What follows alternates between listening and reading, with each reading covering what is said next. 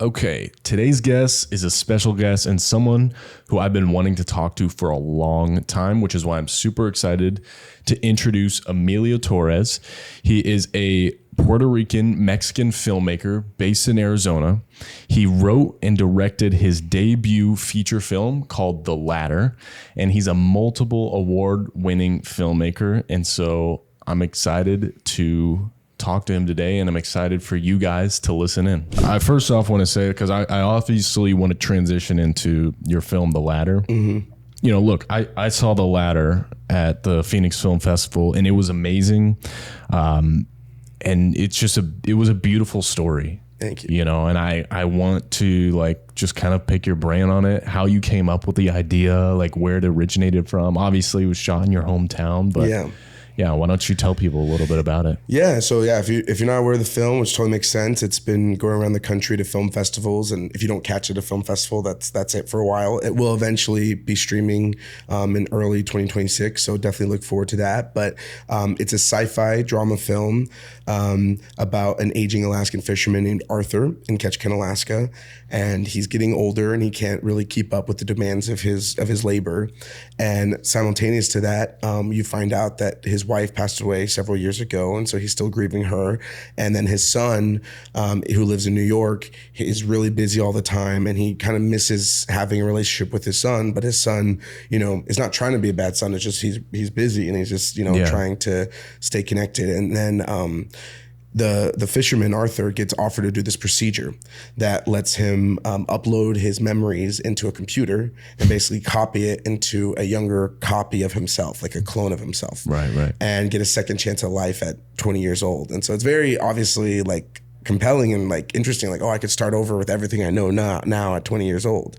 But it's, a challenge for him because he doesn't know if he should trust the technology. He doesn't know how this will affect his relationship with his son. Right. And he also, deals with the pressure of like, well, if I do this procedure, like my wife didn't get a chance to do this too. And so there's all those kind of layers to it. And meanwhile, he sees people in his community do the procedure. So he also gets to see how it works out for other people. It's crazy because people think about that today, like all the time. They're like, oh, what if the technology comes out by the time I'm 60 years old, right? The technology will be there. Yeah. And so that's an interesting concept that you actually put that into a film.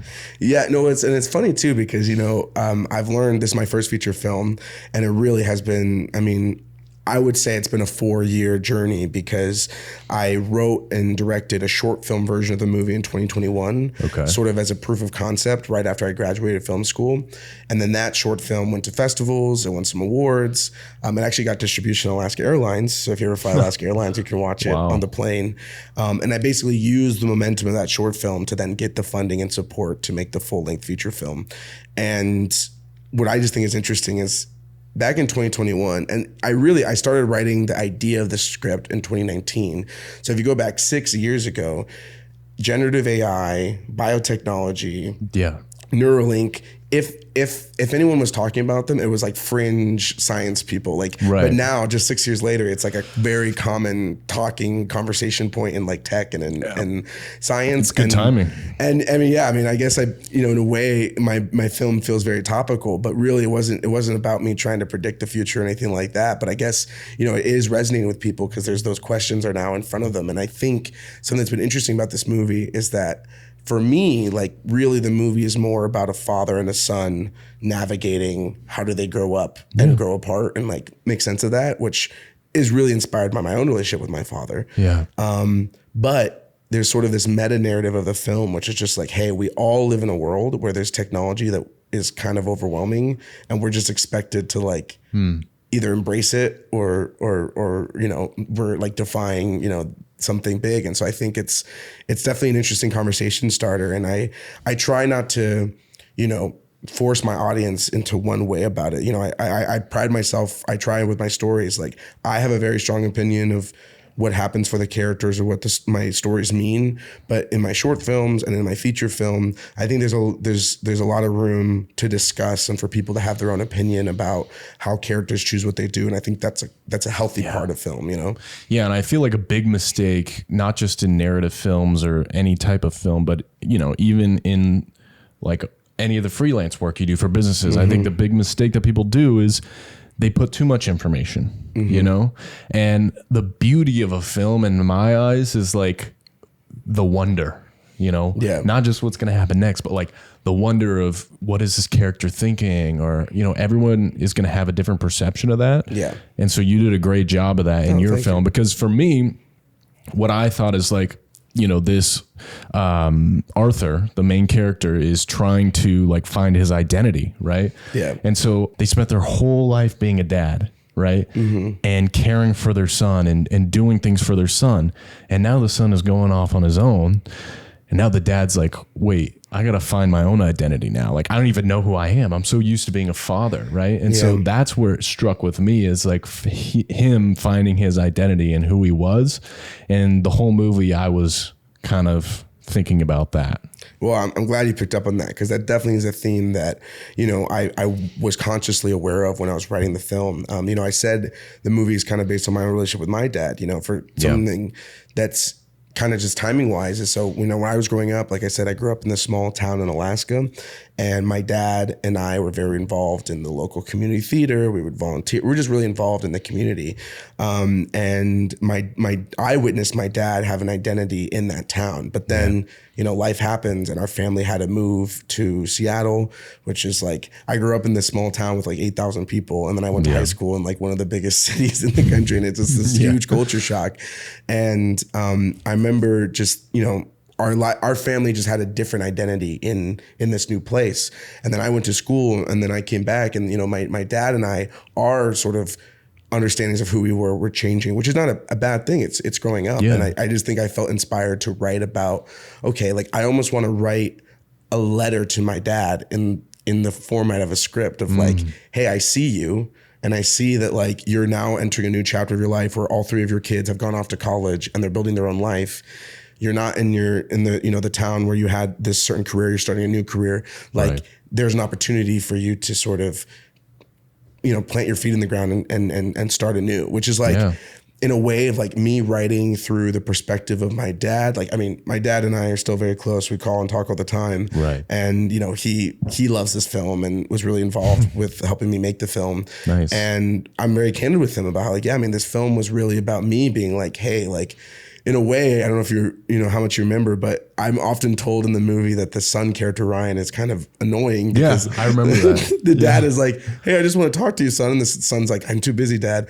But like, really, that guy's me. Like, I've been, you know, we've been into 18 film festivals across the country. So I've been traveling to all these festival screenings while also working. And so I got married this year too. Like, I've been very busy. And so I sometimes am laughing because like here I am promoting this movie about how it's important to sort of like, you know, recontextualize and embrace a relationship with your father and son, and then here I am too busy sometimes to pick up the phone, but he understands. Now that we're talking about it, I'm starting to remember like it was the son who had a girlfriend, I believe, and wife, you know what I'm saying? I don't want to give away too much of the movie, but basically it's about him having to leave, and he's like, you know, you made this promise that you would stay, right? And you made it to your mom, I think he said. Yeah. And the mom has already passed away. So it was like, you know, you made this promise to someone who's already gone away, and now you're leaving. You know, you said you were going to stay here, raise your kids here, and now you have to leave. And so that hit hard because it's like,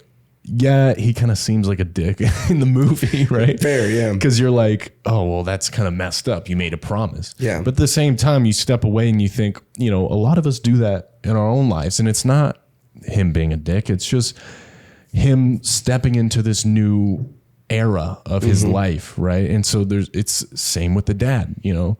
He's probably attached to that old connection that he had with his son. Right. And the son's ready to step away from that. And this happens so much in real life. The dad isn't. Yeah. No, it's real. And I think that's why what's been really fun for me is when I've gone to these festivals to screen this film, like the film feels so personal to me. And it's also like really, and we can go into this, like it's really uniquely about Ketchikan, Alaska. Yeah. But I find that audiences all over are engaging with it because everyone has a relationship that, like, you know, is not where they want it to be. And one thing I feel like with all my characters, and I try to do this in future films as well, is that like I don't like when like humans sometimes aren't always logical. And like sometimes your reaction to things are not fair. And so there's this one scene in the movie, and it was one of my favorite scenes to direct, where the father and son do finally have their confrontation in the movie about the procedure and about, the father trying to decide whether or not he wants to do it. And they both kind of say stuff that like, I think you could be like, well, that's not fair for him to say, and that's not fair for him to say, but it's like, that's human life. Everyone is trying to make sense. And when someone tells you really groundbreaking news, like, hey son, I might be cloning myself and start over life again as a 20-year-old, you react to that, not necessarily in the most logical way or in the most fair way. You just react emotionally. Yeah. And that's ultimately why, I love acting and working with actors, is finding those authentic moments, because overacting can kill a film, so you need to find something that's more authentic. And that's actually one thing I'm proud of with this film is, actually we were just at the 12 Lions Film Festival last weekend in Kentucky. Nice. And we took home the Best Cast Award, which I'm really proud of, because everyone in the film has never been in a feature film before. Really? Yeah. So like I said, I grew up doing theater in my hometown. One of the reasons I wanted to make a movie in my hometown was not just because it's beautiful, because it's Alaska, but like I said, we were really involved in the community. So I knew we had a lot of support from business owners, from, community resources, but also because of that community theater I grew up acting with, I knew there was already a pool of really talented actors that just, they live in a small town in Alaska, so no one's gotten to see them shine. Right. And so being able, like the lead role, Arthur, is played by Keith Smith, who was a mentor for me basically growing up. He was there when I caught my first salmon, and he also like did plays with me in musicals. His wife Elizabeth runs First City Players, which is like the local community theater there. And everyone in the movie I'd like done theater with as a kid. Wow. So be able to come back and direct them, now they're in the acting seat and I'm directing this movie, and then I get to teach them, because there's a difference between theater acting and film acting. Theater acting 100%. is so physical in your body, and it has to be big because you're performing for hundreds of rows. It is that kind of overacting. Yeah, but in movies it's like the smallest little thing. So I'm always trying to take away, because I just want it to be. And I really love I love keeping in edits when actors fumble on their lines or say something wrong. Yes, when it feels authentic. I remember you doing that. And I remember that because I love that approach in staying authentic. And if you stumble over a line, or, again, like you said, that's human. Yeah. Same thing with a corporate video or whatever you're making. It's like, if you really want to make something that is going to have the audience feel immersed, you want the audience to feel like they're a part of the scene or a part of the movie or a part of the ad, whatever it is, you have to make it feel human. In order to do that, you have to be able to say, hey, let's take away all this extra shit, keep it simple. We'll even leave in some stutters, whatever it is, to make it feel like it's an actual conversation, And I feel like, honestly, that's why podcasts are starting to blow up too. But you're right. It's all about that human connection. No, that's huge. And I mean, I definitely think there's also a conversation right now in terms of internet video with generative AI video, and I think that's something that, like, I don't know if AI will ever authentically capture a stutter in a way that's endearing. Like sometimes when someone messes up, but you can tell their real intentions, that's more endearing than if they polish. But I agree. I'm always telling, when I'm doing a client or more like corporate style of video, I'm like, let's try to make it not corporate. And so that, like, it may not be super bright, low key lighting it. Like maybe it may be something a little more contrasty, a little more flavor and a little rough around the edges, because people trust that. They kind of have an aversion to when things are too polished. And I think that's especially true with narrative film. That's why I love, Ketchikan is such a beautiful town, but it's also like kind of run down, and it's, it's wet and it's dingy and it's gray. And I just loved how that made the texture of the movie that much better too. Yeah. Yeah. And we were talking a little bit earlier about like the Salmon parallel, like between your movies and these little things that you do, is like these parallels that you create to connect with people. Like, that could be going on in the person viewing's mind, right? Right. And am I allowed to talk about the Salmon? Yeah. Parallel? Well, I mean, it's the whole reason why you named it the latter. Yeah, right? Yeah. And no, there's a scene, and it happens about halfway through the movie, so I feel like it's relevant, and I would mention this to anyone, but yeah. So the reason the movie's called The Ladder is it's a reference to what's called the fish ladder. And, we explain this in the movie, but in Pacific Northwest and anywhere where there's a lot of, fishing with, fish that may go out into the ocean, then come back to a stream or creek or whatever. They create these basically man-made structures that are like almost like an escalator, like it's like steps of a ladder with water flowing. And the reason why is in the salmon life cycle, salmon. So Ketchikan is the salmon capital of the world. That's like their slogan. I didn't know that. And there's a lot of salmon fishing that goes through Ketchikan. There's a salmon derby every year. Lots of. If you ever buy, Alaska salmon at the store, chances are it's going to come from Southeast Alaska. Nice. And so the salmon, basically, they are born, like in fish eggs in a creek. And then when they grow up through all the stages of life and become a big enough salmon to go out to swim in the ocean, that's where they spend their like adult life. And that's where you catch salmon, because you want to catch them when they're like adults and healthy and strong. Right. And they live their life out in the ocean. And then when it's time for them to spawn and, end their life, they actually swim back to the creek that they were born at, and they swim upstream and they lay eggs, and then they die. And actually, this is really gruesome, but the first meal that baby salmon have is they eat their parents who die after they give birth to their baby, because it's a salmon life cycle. But that's not part of the movie, though. Maybe that's the sequel. But the sequel, but you learn about the salmon life cycle as part of your education in like elementary school in Alaska, right? Because it's so central to the town. And literally Ketchikan, in the indigenous language in Ketchikan means the creek. Like and there's a creek that runs through Ketchikan. Like, and salmon is so central to the history and the culture of the town. And there's a salmon ladder right in the center of the town by Creek Street, which is a very famous area in Ketchikan. And we actually got to film in the house that is right above the salmon ladder. The homeowner let us use her home as the location for the movie.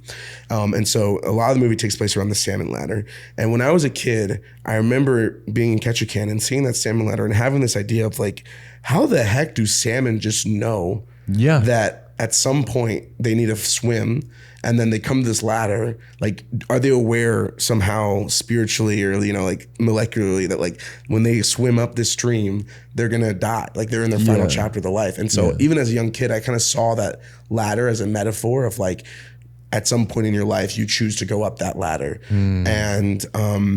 And that became sort of the central metaphor for the film, because really I consider the movie a coming of age movie for Arthur. A lot of times coming of age movies are like boys turning into men. This is more of a movie about this man entering the twilight of his life with confidence and kind of deciding, should I go up this ladder, or should I, do this procedure that lets me start over again without doing sort of the natural process. Wow.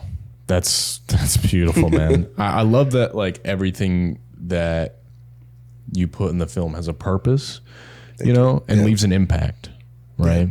And like, I'm also curious about that. Like, how do you create films that leave an impact? Do you have a specific strategy, or do you think back to your life or just lessons? Like, what are some things that you do or do you think about the impact first before you even make the film? Like, what's that process like? Yeah, no, that's a great question. And I guess decades from now, we'll have to revisit to see if when I make, because this is my first feature film, if I make more feature films, we can see if I've learned. But I have made several short films before I made this feature film that have gone to festivals and won awards and all those things. And I use those short films sort of as my, practice rounds before making the feature film. Right. And when I look at like my first short film I made in high school that actually I submitted again to NYU, what I think is interesting is just like everyone who makes their first videos, like technically it sucks. But I do think there's like something there in the story that is also sort of this universal message that leaves an impact on people. It's a story about these two childhood best friends, and we see them become best friends. And then I just sort of show them kind of grow apart in high school. But like my goal was that like nothing happens. It's just their life goes different ways, and there's no like big breakup or any big thing like that. And then sort of the end of the movie, the one of the guys is reflecting and he says, hey, like that's life. Like sometimes in life you grow apart. And the metaphor for that movie is that when I was younger, my grandpa showed me this trick where you can take like a paper straw wrapper, and you can like squeeze it down into like a little like accordion thing. And then if you drop water onto it, it like grows out like a snake. It's just like a dumb little trick you can show kids. I could show you if we get some sodas or something. And in the movie, like the one of the friends shows friend B shows friend A that trick. Yeah. And then they kind of do it together as like a thing. And then at the end of the movie, when they're no longer friends, many years later, friend A now has his own kids, and he shows that trick to his kids, and his kids are like, that's amazing, like, where'd you learn that? And he's like, oh, like a friend taught me. And they're like, well, why aren't they your friend anymore? And he's just like, you know, that's just life. And I think it's a simple story, but like that was already sort of showing like, oh, I have an interest in sort of these kind of stories that are about life and feel very personal to me, but are very universal. Yeah. And I've made other short films about, one of my short films, The Fix, is about this single mother and her daughter, and she can't find a babysitter for her daughter, so she has to call an estranged grandpa that she doesn't have a good relationship with, but the grandpa and the granddaughter have a great relationship. And the granddaughter's like, well, what's this about? Like, why aren't you guys friendly together? And it sort of forces the grandpa to realize like, oh, I'm kind of being an asshole about this. And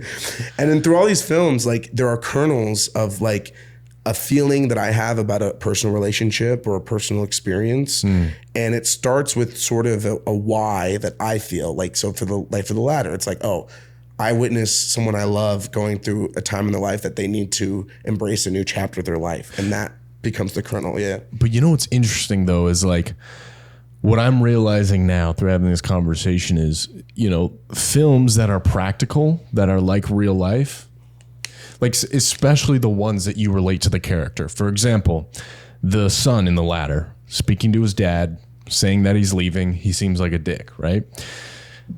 The son, you almost feel like connected to it. The beautiful thing about movies is that you almost get to see yourself, how you sound, right? And so when you're speaking these things to your dad in real life, I'm not talking about a movie, just like in real life, when you're speaking about these things to your father, in your mind, there's nothing wrong with it, right? Because you are evolving into that next chapter with your life. Right. But a movie, you get to like almost see yourself, and you're like, oh, wait, that guy's a douche, right? Like he's just gonna leave his father, and you're like, wait, that's how I sound, you know? Right. Yeah. So it's like, it's almost cool because by having those practical situations in a character that you resonate with, it's almost like you get to see yourself. And now it's like, okay, next time after seeing that film, like next time I talk to my dad about, you know, moving on to a new chapter of my life, probably going to frame it a little bit differently. Yeah. No, you know?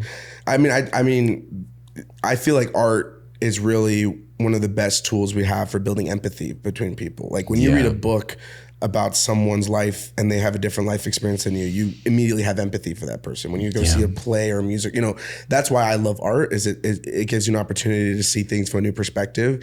And I do think like that's what I've learned in my process. Like I said, I'm younger and this is my first film, but already in the work I've created, I've realized that like when I'm starting to write these scripts, it's very important for me that none of these characters are just sort of like useful for the plot, if that makes sense. Like sometimes when you're writing, you want to write a character just because like they need to give information for your main character to like continue on.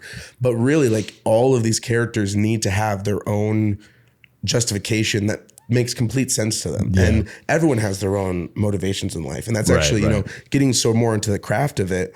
I'm really grateful that I grew up doing theater and that I've acted before. And my wife, she's an actress. So I always have a real awareness of how an actor is going to read my script and think about it. And I think something that's really important is that when I'm writing a script, especially when it's like a scene between two characters, I, as the writer, the director, and then I know the actors will need to know this eventually, like both of those characters need to have their own independent, super objective that's almost like outside of what's happening in the plot. Yeah. Like, you know, for The Ladder, ultimately Ryan, he's coming to Ketchikan to reveal some news to his dad, which, you know, I won't spoil the movie. But like, so at the end of the day, he's like, oh, I just got to go tell this news to my dad. And then I got to get back to work on my, you know, like it's so focused because that's how people are. Like everyone walks through life with like, this is what I got to do today. And sort of the interactions you have with people is just like when you have to bump into them to get to what you're trying to get to, you know, ultimately. So I think that's sort of become my process when I write is I sort of start with this kernel of like, oh, I want to explore this relationship or I want to explore this feeling I have and express it. Let me create characters that show the different angles of this situation. Yeah. And then let me try to give infinite empathy or infinite understanding to each one of them. Because so many times we think about ourselves. Yeah. You know what I'm saying, Emilio? And so like we always think about our character in our life. Like this is the only character we think about a lot of the time, right? Because we live with this person, you know, we're in the body of someone, right? And so like we never think truly about the whole background of what someone's like going through. Yeah. And yes, we do, but like not to the length of what a film carries you through. Yeah. You know, and what it's beautiful at is showing you this person's life experiences and what they think, so you get the whole picture, and then that other character's whole life experiences and what they're going through, right? Yeah. And so the clash kind of comes there, but you get to see it from an outside perspective, which is beautiful. Yeah, no, and I mean, also like I love art in general. Like I said, I did theater growing up, and I love photography and every art form. But I'm also like, one of my philosophies as a filmmaker is like, I chose to do the craft of filmmaking. Yeah. So it's up to me when I create a piece of film for it to be uniquely filmmaking. Like a lot of times there are stories or situations that are just objectively better told if they are written through, because a lot of times writing, it's so POV subjective because you're always just in the writer's like psyche, right? Versus like theater, one thing I love about theater is that like you don't get as much control over what your audience sees, because like if you have a stage full of people, your audience can kind of choose where their eye goes. For film, I have complete control over what you're seeing. I can, cut to a close up and remove everything else. And so with that in mind, like it's almost like as a director, I'm hoping that like I need to be aware of the fact that I have a lot of control over how my audience sees a situation. So I really want to have understanding and empathy for all the characters. And that's something I'm striving for. I'm currently actually writing a script called Teachable Moments, and it's going to be my next feature film. Nice. I'm actually, next week, I'm going to a fellowship in Oregon called Bend Film Base Camp. Okay. And they've selected 40 filmmakers from around the world to come and develop their next feature film. A lot of us have already made like our first feature film, and this is like our second feature film. Cool. And so I'm going to be working on it, and I really want to shoot in Arizona, but it's going to tackle, which is, kind of in Arizona, it can be a very a complicated political subject depending where you lean, but it's specifically about public schools and some of the crises they face. And I want to write it from the perspective of a public school teacher who's really just trying her best to serve her kids, but is sort of caught in this culture war with issues on both sides of the coin. And one of my goals when I'm writing this is I want this film to be a conversation starter for people who are not just public school advocates, but maybe even critics of some public school policy. And I think the way you do that is I have to have a lot of empathy for the characters on both sides. And like, I don't want to just write a character who's just a villain to be a villain. Because no, I don't think anyone is really a villain. Everyone has their own reason they're doing something. I mean, it's so cliche, but it's like Avengers and when Thanos happens. Like Thanos, to him, has full awareness of why, like, he thinks what he's doing is truly the best for the universe. Right. It's a very, juvenile example, but it is very clear of like, when you're writing a character, they need to have a justification that's not just they're evil or they're hateful or whatever, Yeah. They can't just be that for no reason, right?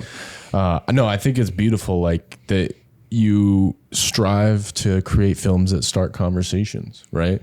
And I think that goes with any story that someone's trying to tell. Is like, you don't remember those, like, think about all the movies that you watched, and then, your favorite ones are obviously the ones that you talk about to people. You remember stuff from, like, I remember the Salmon parallel specifically from your movie, like, or feature. And I'm like, that's what you want in a film, in an advertisement, in marketing and business, whatever. You want to start the conversation. Yeah. I think that's a great lesson for people to know. Yeah, no, exactly. And I think also, like, one of the reasons that you need to kind of be aware of, like, whether you're making a film or whether you're making a commercial, whatever you're making, I feel like to be a successful filmmaker, you need to think about not just what you're creating and your opinion about it, but the fact that it will be seen by people. And I don't think it's like you're trying to please them or you're trying to, that's the thing I think in marketing people realize is like, you're really not trying to convince people to get your product. You're trying to kind of make your product like irresistible or unquestionable for that person. And that just comes from you portraying whatever story you're telling or whatever, thing you're trying to portray in a really authentic way. Yeah. And I think that's what excites me about art and about making videos and stories and things like that. Man. Cool, man. Well, thanks for coming on today. Is there anything you want to plug? Well, I'll just say, I'm on all social media at Emilio Films, my personal website, emiliofilms.com. I'm a director and filmmaker in the Valley. So, if Levi's busy and you need a videographer, hit me up. But please go watch The Ladder when it comes out on streaming. We do not have a release date yet, but it's going to be in early 2026. I'm also hoping to do some more in-person theater screenings with the Phoenix Film Festival in the future, if we can make that happen. And so I just want people to come see that movie and have conversations. My short films that I mentioned on the podcast today, they're all on my website, on my YouTube channel. Nice. So if you check them out, would love to hear what you think about them. And, I just want to encourage everybody to create art that inspires empathy and sparks conversation. Cool, man. Is there anywhere you could see The Ladder today? Except for Alaska. If you go to theladderfilm.com, that's our website for the film. You can watch the trailer, and then under screenings, we have our upcoming festival screenings there. And then if we do add more screenings, that's where the information will be. Eventually, when we have our streaming date set, that will also be on the website. But for now, beautiful, man. We're going to some film festivals. We're going to be the opening night film at the Seattle Latino Film Festival next week, depending when this podcast drops. Another festival, I'm going to San Diego, then New York, then Alaska. So jumping all over with the film. Beautiful, man. Awesome. Thank you so much for coming on. Thank you, man. All right. Till next time.